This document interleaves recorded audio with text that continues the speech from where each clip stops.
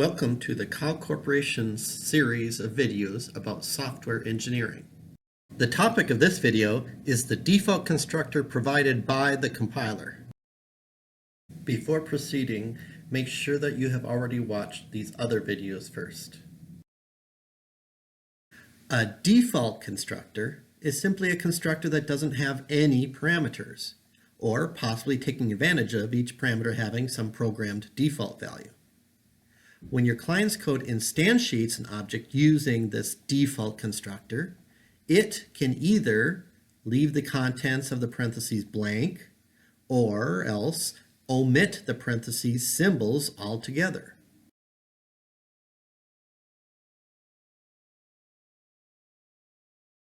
If the programmer doesn't manually program any constructor implementation, then the compiler will automatically provide a default constructor whose implementation does nothing except value initializing all the data members to 0.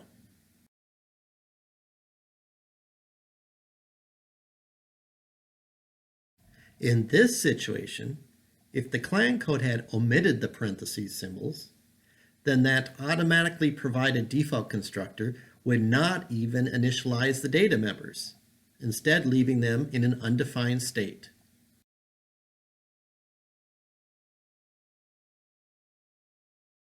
But if the programmer does provide at least one constructor overload having any kind of signature, then the compiler does not provide its default constructor implementation.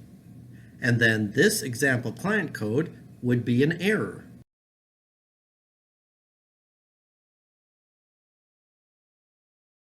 In this situation, where you've provided a constructor overload, but you also wish that the compiler would still provide its do-nothing implementation of a default constructor, then you can request that the compiler still provide it by using C++11's syntax of equals symbol followed by the default keyword.